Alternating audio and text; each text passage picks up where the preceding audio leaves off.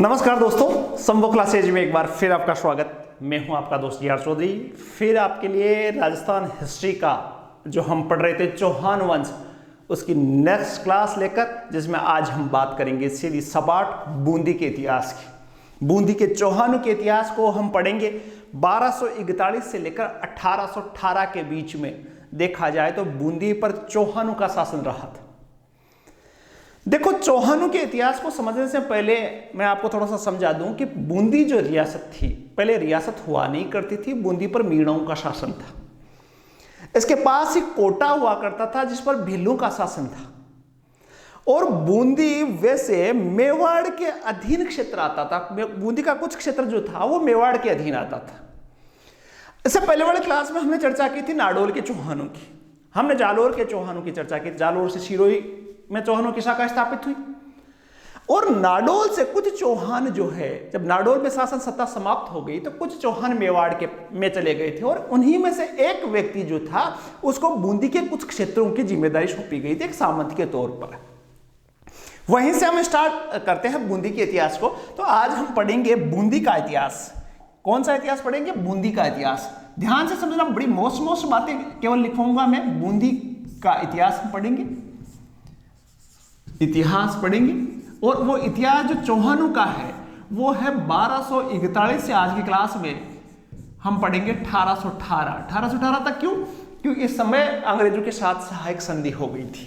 पहली बात, बूंदी पर जो शासन था, चौहानों की जो शाखा थी, चौहानों की जो शाखा हुआ करती थी वो थी, चौहानों की शाखा जो थी उसको बोलते हैं हाड़ा। शाखा कौन सी थी? हाड़ा। इसीलिए इस क्षेत्र को हाड़ौती कहा जाता है। कोटा, बूंदी, बारा और झालावाड़ का जो ज्योग्राफी में हम देखें तो ये क्षेत्र आपके दक्षिण पूर्वी जो क्षेत्र है राजस्थान का, अलग सा एक क्षेत्र है। और उसको क्षेत्र को बोलते हैं हाड़ौती क्षेत्र, क्योंकि यहाँ बूंदी और कोटा पर चौहानों की एक शाखा ने राज किया था और उस शाखा का नाम था हाड़ा शाखा। चौहानों की थी लेकिन हाड़ा शाखा के रूप में प्रसिद्ध हुई। आज इसकी बात करेंगे। देखो, बूंदी की बात करें, बूंदी की हम बात करें तो बूंदी का प्राचीन नाम जो है, बूंदी का प्राचीन नाम की बात करें तो प्राचीन नाम इसका वृंदावती मिलता है। वृंदावती।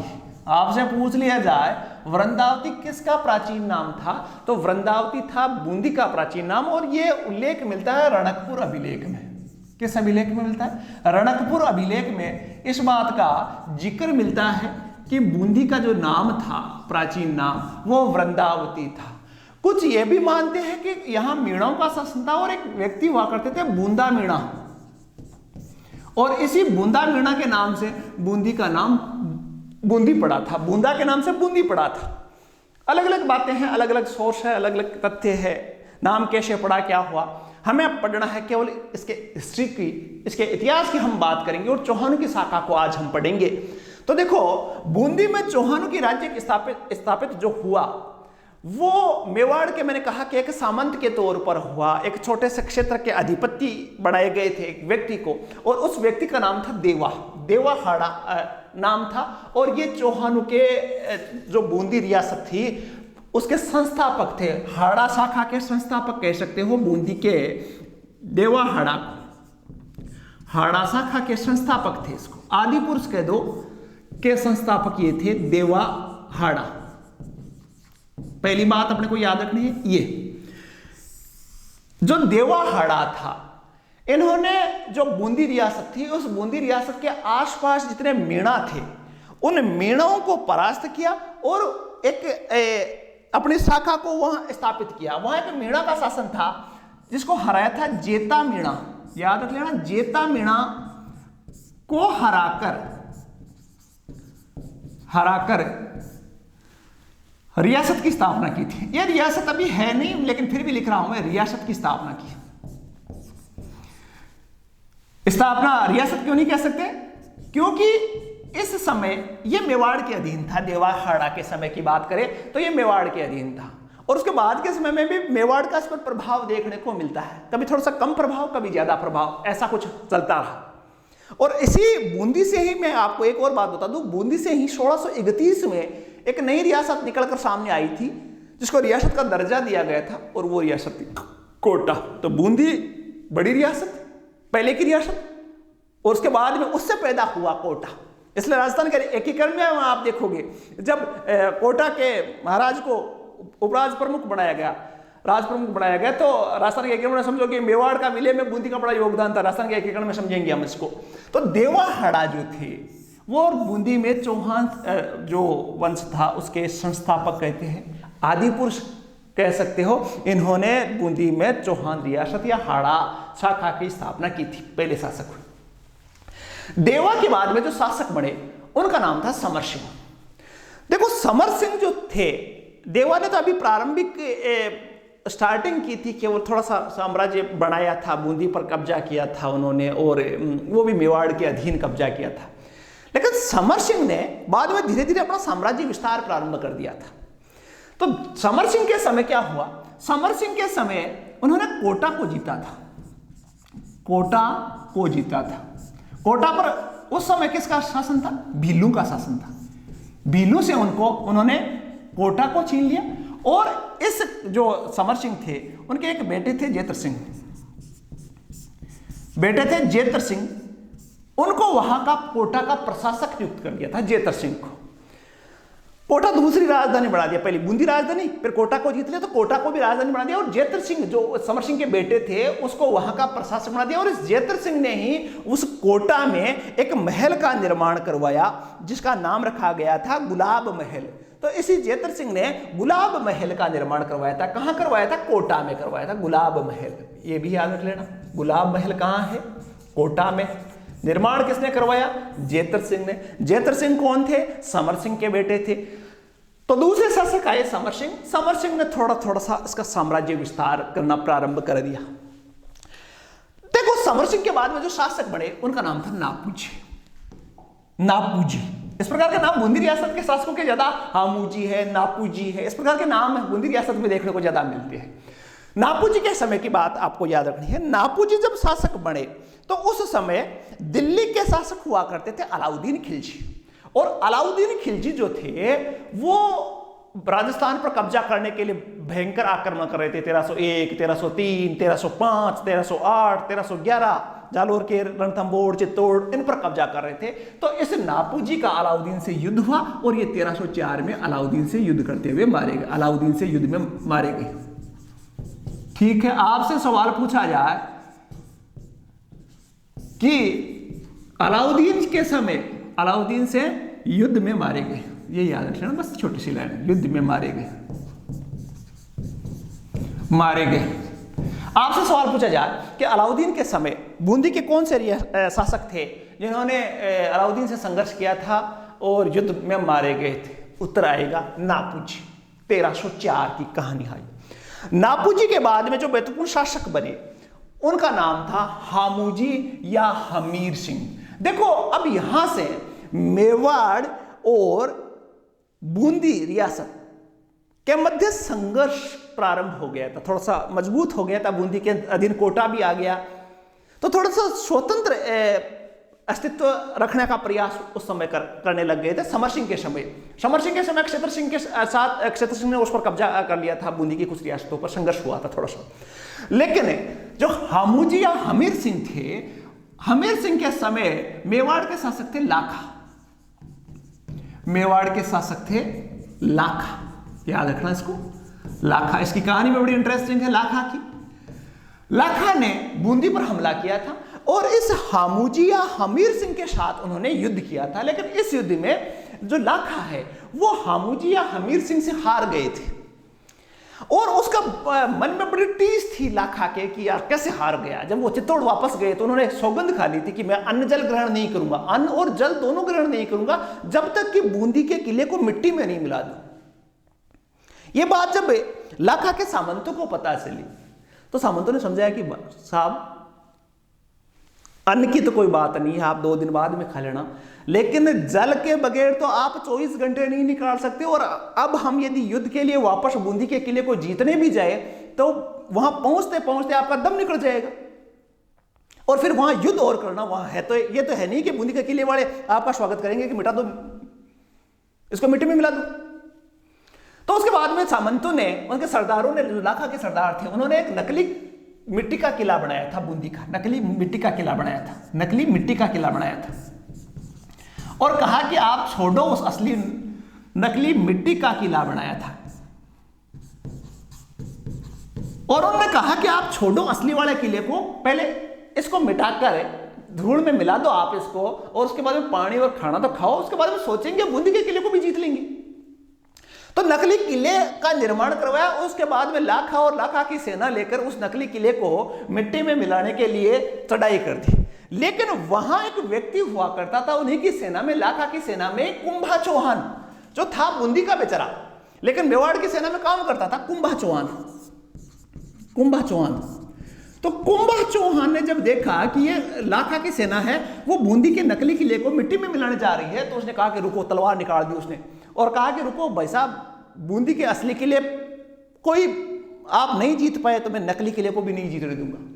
और उसने युद्ध प्रारंभ कर दिया और कुंभा चौहान बड़ी वीरता से वहां लड़ा और वो उस युद्ध में मारा गया था। ये कुंभा चौहान, ऐसे ऐसे राजस्थान के वीर हुए कुंभा चौहान जैसे, जिन्होंने नकली किले के लिए अपनी जान न्यौछावर कर दी थी।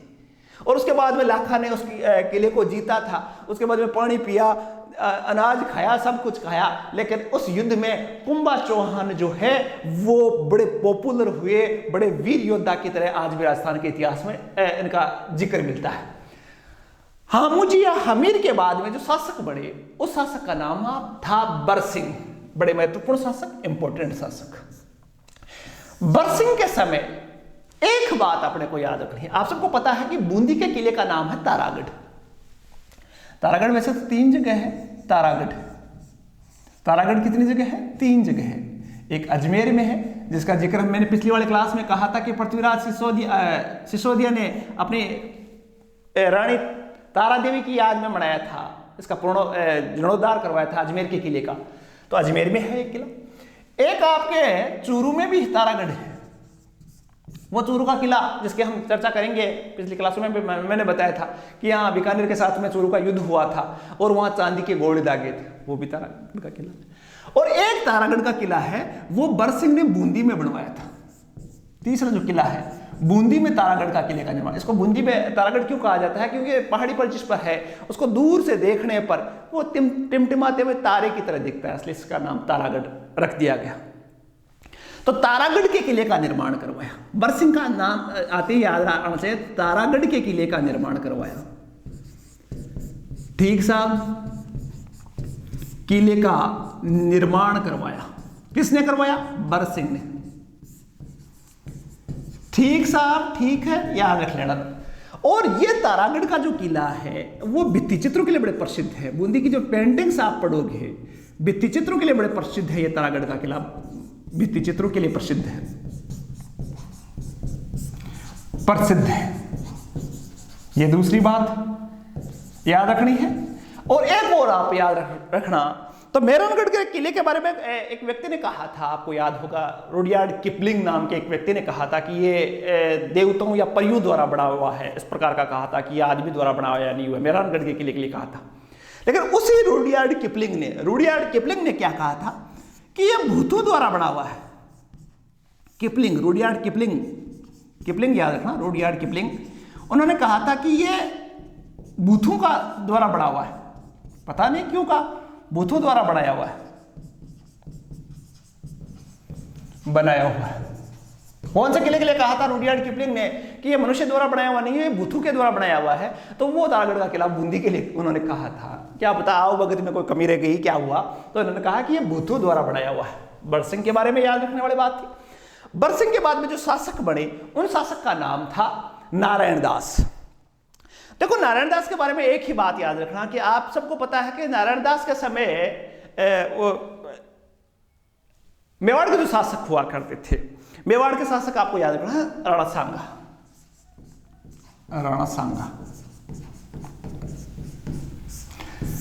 राणा सांगा और सांगा के समय युद्ध हुआ था खानवा का, जिसमें राजस्थान के सभी शासकों ने भाग लिया था। लगभग सभी शासकों ने भाग लिया था। पाती पर्वन की बात करता हूं मैं हर क्लास में। अभी चौहानों में, सब रियासतों में मैंने पाती पर्वन का जिक्र किया होगा लगभग में। तो पाती पर्वन दिया और इसी राणा सांगा की तरफ से इसने खानवा के युद्ध में भाग लिया था। खानवा के युद्ध में भाग लिया था। सवाल पूछा जाए कि खानवा के युद्ध में बूंदी के किस शासक ने भाग लिया, तो आपका उत्तर फटाफट सा आ जाना चाहिए। उस व्यक्ति का नाम था नारायण दास। उत्तर में आपको दिमाग में फटाफट से याद आ जाना चाहिए, राणा सांगा की तरफ से इन्होंने युद्ध में भाग लिया था। इस युद्ध के बाद में राणा सांगा की आप सबको पता है मृत्यु हो गई। मेवाड़ के इतिहास में आपने पढ़ा, राजस्थान हिस्ट्री में बहुत सारी जगह राणा सांगा की मृत्यु का जिक्र आता है।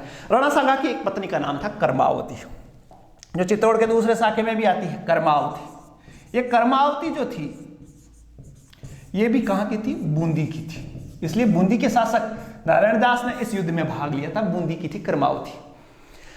याद रखना, नारायण दास के समय वैवाहिक संबंध स्थापित हो गए। सांगा की पत्नी जो कर्मावती थी वो बूंदी की थी। अब नारायण दास की जब मृत्यु हो गई खानवा के युद्ध में लड़ते हुए, तो उसके बाद में जो शासक बने वो थे सूरजमल। नारायण दास के बेटे थे सूरजमल। तो नारायण दास के बाद में जो शासक बने सूरजमल, उनकी सूरजमल की कहानी सुन लो। मेवाड़ में मैं कह रहा था, मेवाड़ में सांगा की मृत्यु हो गई और बड़ी अव्यवस्था हो गई थी, और मेवाड़ के शासक बने थे रतन सिंह। मेवाड़ के शासक उस समय कौन थे? शासक Ratan Singh second. Ratan Singh second, Ratan Singh first पहले हो गए थे 1303 बार। तो मेवाड़ के शासक थे रतन सिंह, और इधर जो कर्मावती थी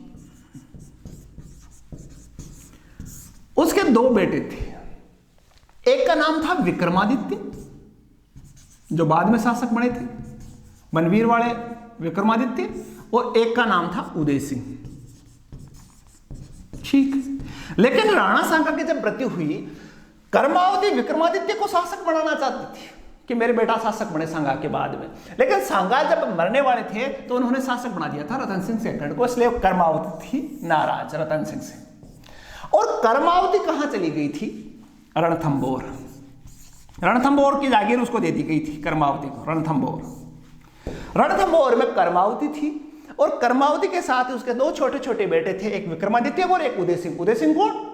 वो महाराणा प्रताप के पिता उदय सिंह।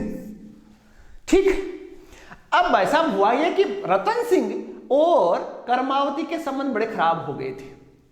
बहुत सारे कारण अलग अलग किताबों में अलग अलग मिलते हैं कि वो सांगा का कमरबंद उसके पास था, कर्मावती के पास, और जो रतन सिंह है उन्होंने उससे मांग की थी, लेकिन उन्होंने दिया नहीं। इस प्रकार का विवाद था।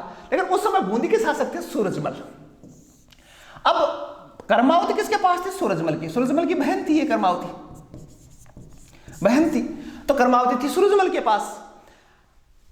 उधर रतन सिंह चाह रहा था कि यार इस कर्मावती को मेवाड़ लाया जाए, और ये विक्रमादित्य और उदय सिंह कहीं गड़बड़ कर सकते हैं, ये चल रहा था दिमाग में। और सूरजमल ने इसको भेजा नहीं। तो मेवाड़ के शासक रतन सिंह सेकंड और सूरजमल के संबंध खराब हो गए, तनावपूर्ण हो गए थे। रतन सिंह ने सूरजमल को बुलाया कि मेवाड़ आओ आप, लेकिन सूरजमल समझ गया कि यदि मैं मेवाड़ चला गया तो मेरी हत्या हो जाएगी। गया नहीं तो उससे, और रतन सिंह नाराज हो गए। लेकिन बाद में कहा जाता है कि एक बार बूंदी में कोई शिकार का उत्सव मनाया गया, आखेट का उत्सव मनाया गया, आखेटिया उत्सव मनाया गया, और उस उत्सव में रतन सिंह बूंदी आए हुए थे। रतन सिंह कहां? आखेटिया उत्सव था ये, आखेटिया, आखेट के लिए कहां आए हुए थे? बूंदी आए हुए थे। अब भाई साहब दोनों के मन में ये चल रहा था, इधर रतन सिंह के मन में चल रहा था कि मैं बूंदी जाकर सूरजमल की हत्या कर दूं, और सूरजमल को यह पता था कि यार मैंने रतन सिंह को नहीं मारा तो मेरा बचना मुश्किल है। और उसके बाद में वो जंगल में आखेट के लिए गए, और वहां उन दोनों का युद्ध हो गया, जिसमें दोनों मारे गए। सूरजमल भी मारा गया और रतन सिंह भी मारा गया। उसके बाद में शासक बन गए मेवाड़ के विक्रमादित्य।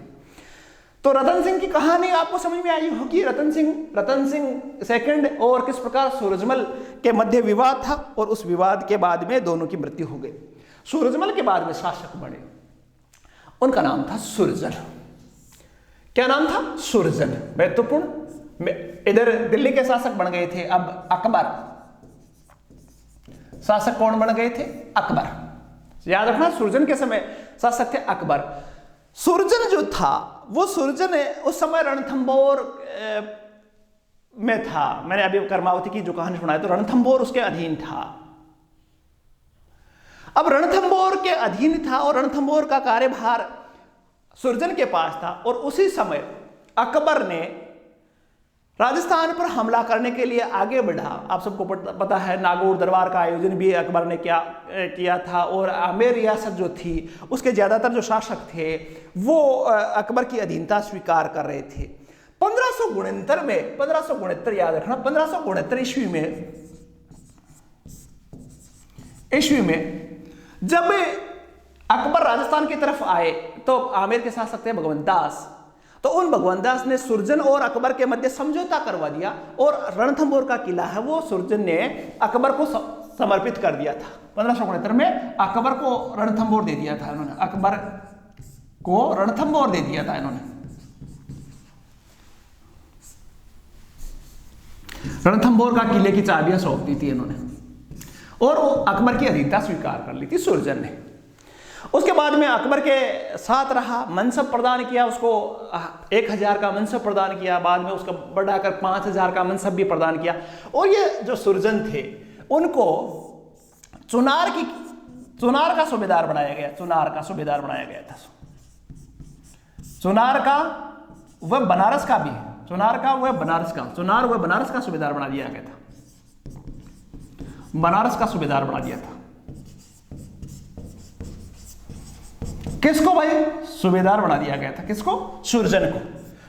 अकबर के समय उसको चुनार और बनारस का सूबेदार बना दिया। ज्यादातर समय है जो सुरजन थे वो बनारस में ही रहते थे, कृष्ण के बड़े भक्त हो गए थे और दान दक्षिणा देने में बड़े मशहूर थे। बनारस में जब भी कोई मांगने जाता था उनके सामने तो वो दिल खोल कर है वो दान किया करते थे। ज्यादा काम धाम था नहीं बनारस में। अब अकबर की अधीनता स्वीकार कर ली, बनारस में आराम से कृष्ण की भक्ति करो, दान दो और मस्त रहो। उनके साथ में एक और व्यक्ति थे, एक कवि थे उनके पास बनारस में, जिनका नाम था चंद्रशेखर। चंद्रशेखर, बनारस की बात कर रहा हूं मैं, चंद्रशेखर। बनारस में चंद्रशेखर भी कवि थे और ये सुरजन भी बैठे थे आराम से। तो उन्होंने, सुरजन ने कहा कि यार चंद्रशेखर जी आप बड़े कवि हो, कोई किताब लिखो हमारे बारे में भी। तो उन्होंने 2 किताबें लिखी, एक सुरजन चरित्र, सुरजन चरित्र,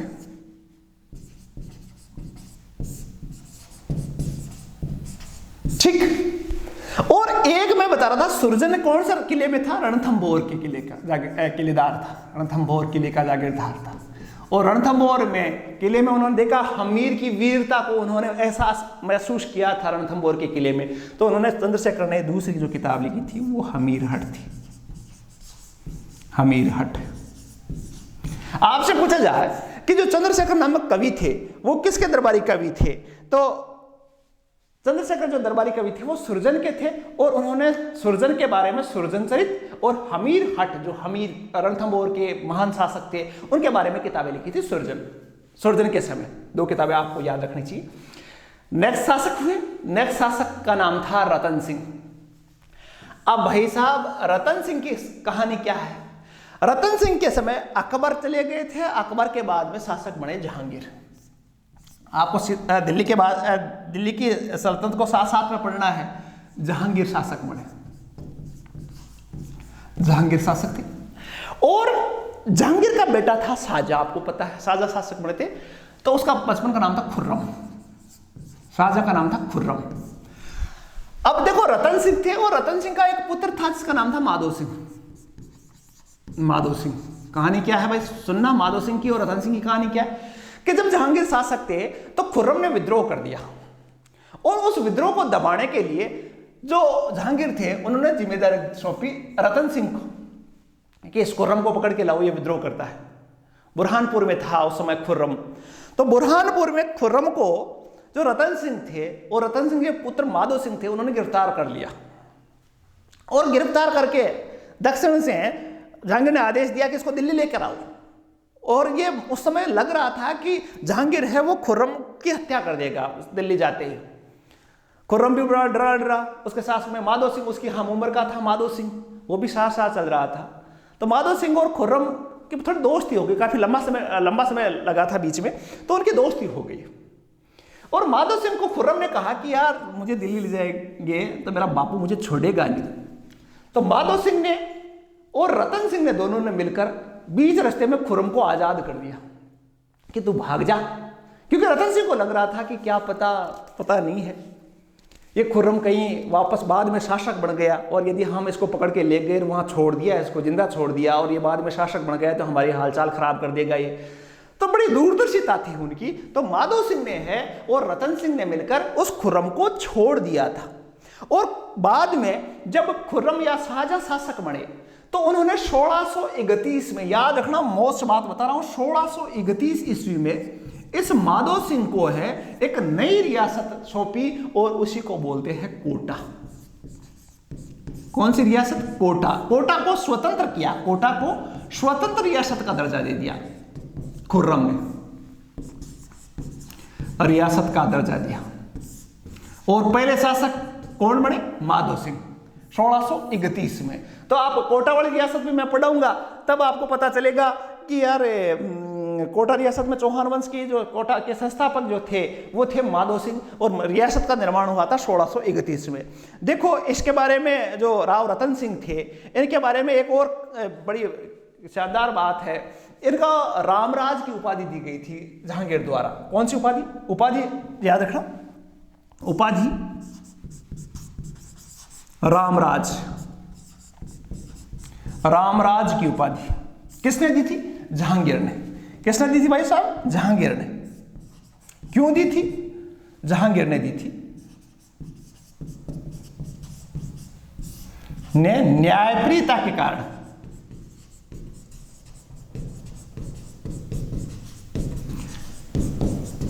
देखो उन्होंने एक उपाधि थी राव रतन सिंह को। रतन सिंह हाड़ा थे बूंदी के शासक, उनको जहांगीर ने रामराज की उपाधि प्रदान की थी। और रामराज का मतलब था कि जो रतन सिंह थे वो बड़े न्यायप्रिय थे। एक बार उनके बेटे की हत्या किसी ब्राह्मणों ने कर दी थी, और जब रतन सिंह को पता चला कि मेरे बेटे की किसी ब्राह्मण ने हत्या कर दी है तो उनको पता चला कि यार मेरा बेटा बड़ा दुराचारी था, तो उन्होंने ब्राह्मणों को क्षमादान दे दिया था, कोई सजा नहीं दी थी, क्योंकि उसको पता था कि मेरे गलती मेरे बेटे की है। तो इसलिए उन्होंने जो जहांगीर थे उन्होंने उस उपाधि दी जिसको बोलते हैं रामराज की उपाधि।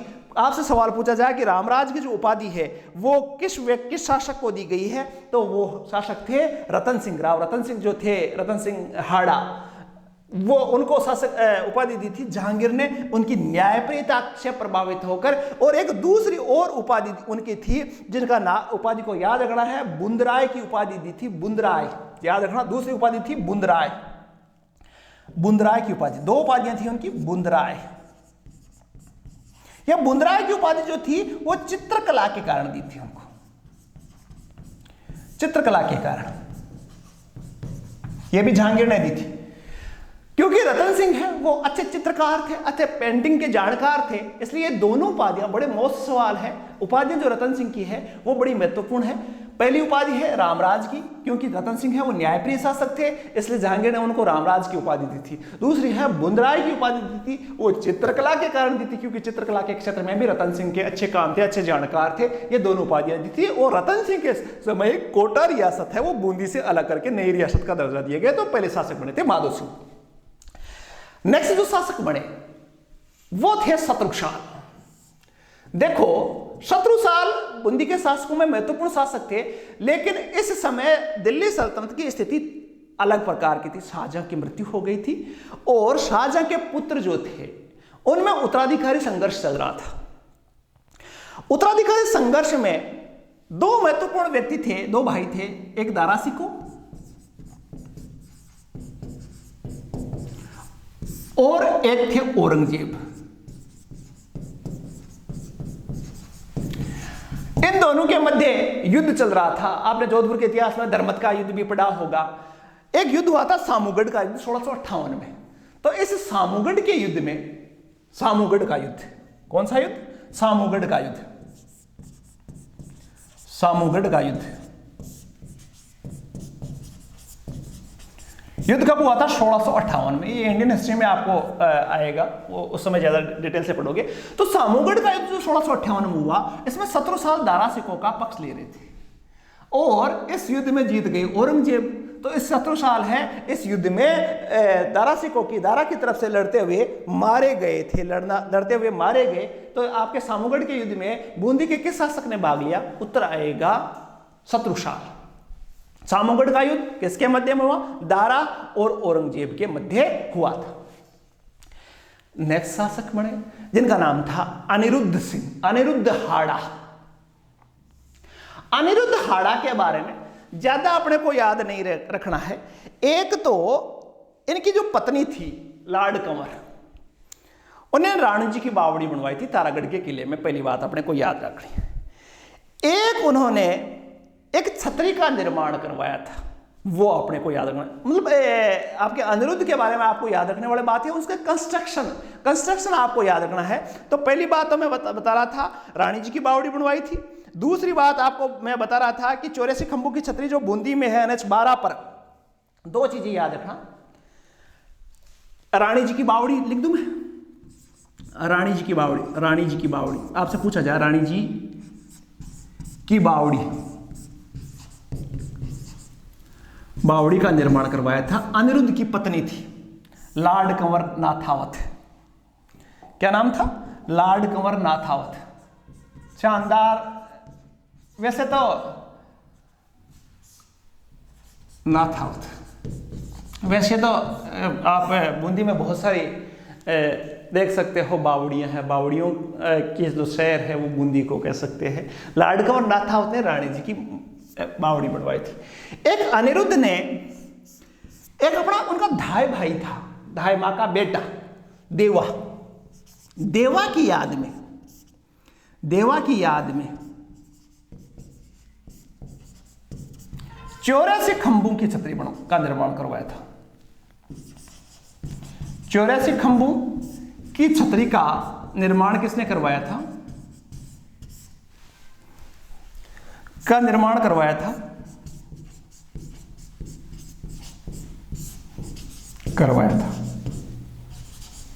NH 12 में मिलती है ये देखने को। उनकी धायमा थी जेसीबाई।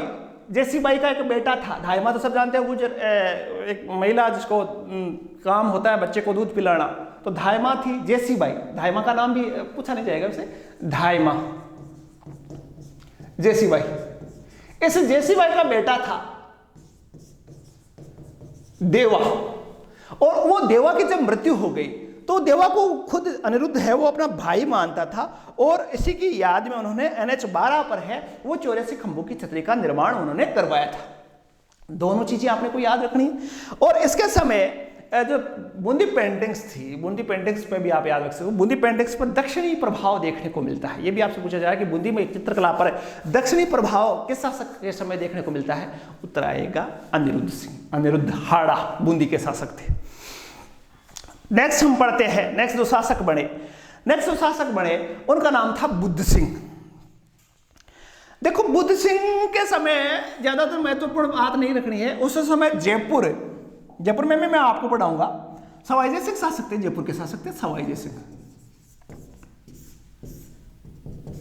सवाई